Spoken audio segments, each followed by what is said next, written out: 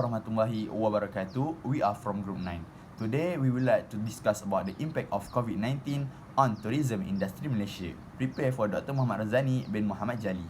First of all, I would like to introduce my group member. First, Nur Fatini Shazana binti Mat Nuraini, 288-939. Second, Nur Ifat binti Zulkifli, 287-744. Next, Muhammad Shazwan bin Muhammad Zulkifli, 288-433. Next, Wan Nazifa Azwa binti Wan Azman, 288-197. And the last, Karina Sri Ganesh, 289-770.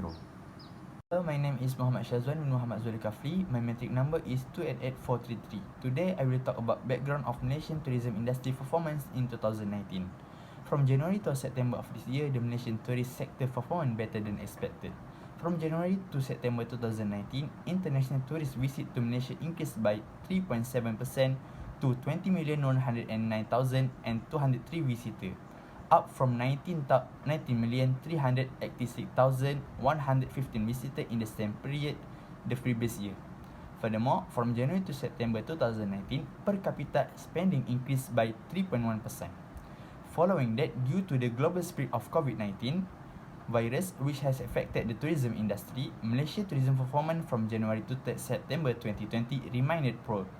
Between January and September 2020, Malaysia just only had 4,299,419 visitors. In comparison, Malaysia received more than 20.1 million visitors during the same period in the previous year, a 78.9% decrease. Furthermore, tourists from all regional markets, including the short haul market, medium haul market, and long haul market, had negative growth, negative 80%. Signed at March, the government has took preemptive move to restrict international crossing in attempt to halt the spread of COVID-19 epidemic in Malaysia, has resulted in a steady decline in the number of visitors. Government respond to the tourism industry during COVID-19. First of all, the government is assisting the tourist industry by allowing overseas tourists to enter the country. They will, however, be required to follow a number of standard operating procedure (SOP), such as being vaccinated via a vaccination passport check. Second, overseas visitors should be confined to those who arrive by plane. MOTAC should advise a maximum limit for international travelers. When there are too many numbers, the risk of non-compliance with SOP increase. The tourist arrival limitation is intended to make tracking everything from numbers to movement in and out of the nation easier for all authorities. In the meanwhile, all the tourists should be required to get a visa. Third, tourists must use the services of MATEC registered tour companies and guides. It should be the responsibility of the agent travel to report a symptom to government health center as soon as possible. And the last but not least, tourism product provide must maintain a clean environment in addition to ensuring the staff are in excellent health and following SOP. Each area visited must be clean and sanitized. To summarize, visitors may be certified during their vaccination with health insurance, while the business earn a profit and the government receive cash through the tax. Moving on next, I would like to talk about the importance of the study. First of all, we all can know the new restriction in light of the new variant Omicron. Second, future tourism initiative to help the tourism industry in Malaysia. Next, implementation of Movement Control Order (MCO) has impacted the tourism industry internationally and locally. Next, MOTAC initiative to help reduce the strain in the tourism industry. And the last, third doses of vaccine to protect individuals against the new variant of COVID-19.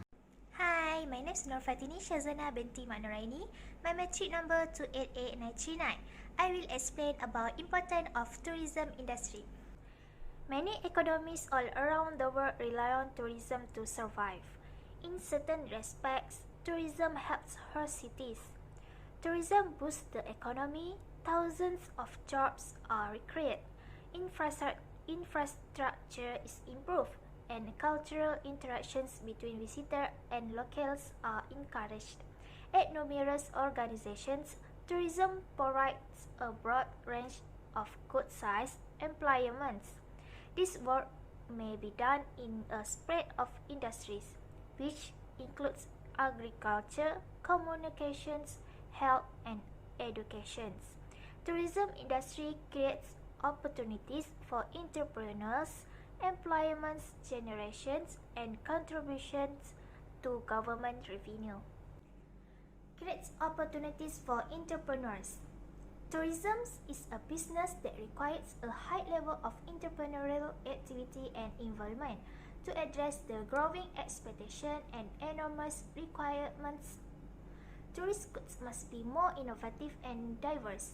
More tourist possibilities will be available as a result. As the tourist sector continues to expand in response to changing consumer needs, a conducive environment for entrepreneurship must be created. Since many hotel chains and multinational corporations is rural rate employment generation, tourism is a primary generator of process introduction, monetary growth, and improvement. According to International Tourism Organization statistics, tourism immediately support 284 million jobs, 3.6% of overall employment and 3% of total GDP in 2015 and created over 107 million jobs, 3.6% of total employment and 3% of total GDP. By 2026, these numbers are predicted to rise to 136 and 370 million employment, or 1 out of every 9 occupations globally. Global tourism has grown steadily over the last 6 decades, and it is widely regarded as a potent driver for economic gain and employment development. The World Travel the Tourism Council (WTTC) claimed in 2018 that the tourism sector is one of the world's greatest economic sectors, accounting for 10.4% of global GDP and employing more than 319 million people. In Malaysia, the Department of Statistics report the tourist employment increased by 4.9%, 3.5 million people in the same year, accounting for 3.5% of total employment. And lastly, contribution to government revenues. The government's earnings from the tourist zone may be divided into two categories: direct and indirect contributions, taxes on revenue from tourist jobs and tourism firms, as well as direct expenditures on passengers, such as eco-tax or exit taxes, create direct contributions. Taxes and obligations on products and services offered to tourists generate indirect contributions. Take, for example, taxes on souvenirs, alcohol, and dining establishments. Moving on to the next, I, Norifat binti Zulkifli, as 287744 would like to continue on the proposed solution on the impact of COVID-19 on tourism industry in Malaysia. Firstly, in order to curb the spread of viruses, government has increased the regulations, such as Movement Control Order was announced on March 2020 when the outbreak has reached Malaysia. That was when the pandemic occurred. Thus, the government has closed the border of Malaysia in order to prevent the spread from exacerbate. No one could in and out without reasonable excuses. This situation badly affected the whole sectors, especially the tourism industry, as everyone is staying at home for some period. Moreover, the government allowed only the essential industries that could operate within that time. But it does not stay long, as the government has enabled extensive operation of tourism industry within the current SOPs. First, those who want to travel must do screening tests before going to their destination and upon arrival. This is good for the community to take a step ahead. Secondly, those who travel to high-risk countries should do their quarantine for the required period after they have arrived Malaysia. The new COVID-19 variant has discovered, and it is vital to monitor those who enter this nation from them. Thirdly, the program of COVID-19 vaccination was a success, as more than 90% of adult population in Malaysia has been vaccinated. This program then moved their target to teenagers, so the herd immunity can be achieved. Furthermore, the Malaysian Association of Tourists of Theme Park and Family Attraction MATFA proposed to the Malaysian Minister of Tourism, Arts and Culture MUTAC to reopen the tourism industry's core businesses such as theme park, playground, spa, cinema and family entertainment centres. Moreover, tourism recovery plan was developed and implemented with the same goal, which is to float the tourism sector. One of the suggestions was to create a convenient and modern method of travel via digital platforms. There are 4 reactivation phases regarding the tourist operations, which is known as Tier 1, allow intra-district travel and tourism inside the district. Tier 2, permit inter-district travel and tourism. Tier 3, allow the interstate travel and tourism. And lastly, Tier 4, permit foreign travel and incoming tourism, which means that the border of Malaysia has been opened. Not just that, government has made experiment on the travel destination in this circumstance to make sure that the case is still under the control and people could do travelling without spreading virus to others. The destinations that was chosen are Langkawi and Kuching. Lastly, the 3 key features included in the strategic plan are restore travelers' confidence, revitalize domestic tourism and make the most of resources. Thank you. Assalamualaikum warahmatullah. I am Wan Nazifa Azwa binti Wan Azman will present the conclusion and the recommendations regarding this topic.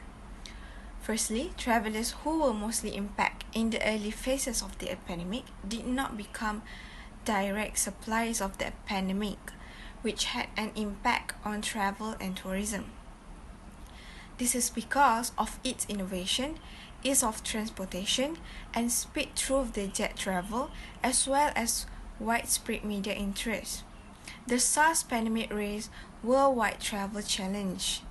The effects of SARS, as well as travel restrictions imposed by several countries and the worldwide government, have had a significant influence on the tourism industry. Next, to combat the virus spread, strong non-communicable disease organizations, effective global surveillance systems, extensive health services, and information that can be quickly deployed across national borders are all needed. Simply put, none of that will be useful. It will be as pricey as possible for the time being. Estimates of the government's monetary deficit may also need to be approved. It will be necessary to make unpleasant decisions from time to time in order to increase tax payments, but these fees should no longer be carried by the middle and lower class. Furthermore, despite vast and earnest attempts to ease strain on individuals and organizations, process reductions and closures may be unavoidable. In order to solve this matter, strategic plans during the recovery phase should be planned effectively and be aware of the timeline set. By doing so, it gives ample time and room for the industry to get back to where it was, and the sector could pick up on what was left to be reborn into a better one. They will provide instant benefits to everyone, not only enterprises and core businesses, and will benefit the entire community. Longer-term goals such as health risk resilience and decarbonization may be linked to them. Last but not least, in the presence of policy coordination will make the stimulus even more effective. The nation should act strongly to attract analysts from outside of Malaysia. This could at least boost the economy and straighten the way the government is handling the crisis. The ability of government to react to health crises, on the other hand, will minimize the risk of virus flare-ups. Thank you.